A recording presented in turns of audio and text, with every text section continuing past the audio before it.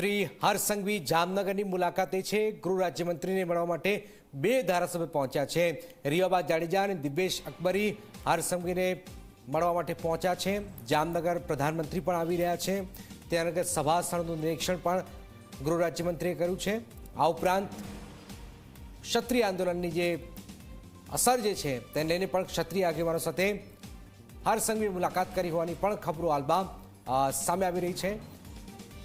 રિયાબા જાડેજા અને દિવ્યેશ અકબરી બે ધારાસભ્યો છે, બે ધારાસભ્યો સાથે મુલાકાત કરી છે। મુસ્તાક જોડાય છે। મુસ્તાક, શું ખબર? બે ધારાસભ્યો સાથે મુલાકાત કરી છે, આ ઉપરાંત ક્ષત્રિય આગેવાનો સાથે પણ મુલાકાતની ચર્ચાઓ છે, શું વિગતો સામે આવી રહી છે?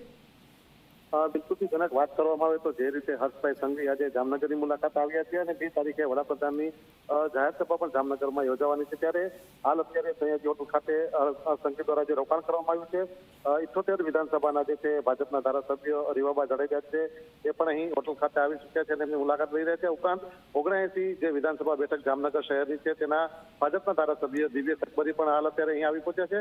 અને મહત્વનું છે કે જે હમણાં જ સ્વસ્થ થઈને જે છે કૃષિ મંત્રી જે રાઘવજીભાઈ પટેલ હતા એ પણ હાલ અત્યારે તેમની ટીમ સાથે જે છે હર્ષભાઈ સંઘવીની મુલાકાત આવ્યા છે। એટલે કહી શકાય કે ક્યાંક ને ક્યાંક જે છે આ બેઠકનો દોર જે છે મોડી રાત સુધી પણ અહીં સયાજી હોટલ ખાતે ચાલી શકે છે। અને જે રીતે રાજપૂત સમાજનો સતત વિરોધ છે અને વિરોધ ક્યાંક ને પીએમની સભામાં કે અન્ય કાર્યક્રમોમાં પણ નુકસાનકારક ના થાય તેને લઈને રાજપૂત સમાજના આગેવાનોને મનાવવા માટેની પણ કંઈ કવાયત હોય કે કેમ એ પણ એક મોટો પ્રશ્ન છે। પરંતુ જે ભાજપના દિગ્ગજ નેતાઓ અને મંત્રીઓ ધારાસભ્યો હાલ એક પછી એક જે છે હર્ષભાઈ સંઘવીની મુલાકાત આવી રહી છે અને આ મુલાકાતનો દોર મોડી રાત સુધી પણ ચાલી શકે તેવું સૂત્રોમાંથી જાણવા મળી રહ્યું છે। બિલકુલ બિલકુલ આભાર મુસ્તાક, એક મોટી ખબર આપી રહ્યા છે।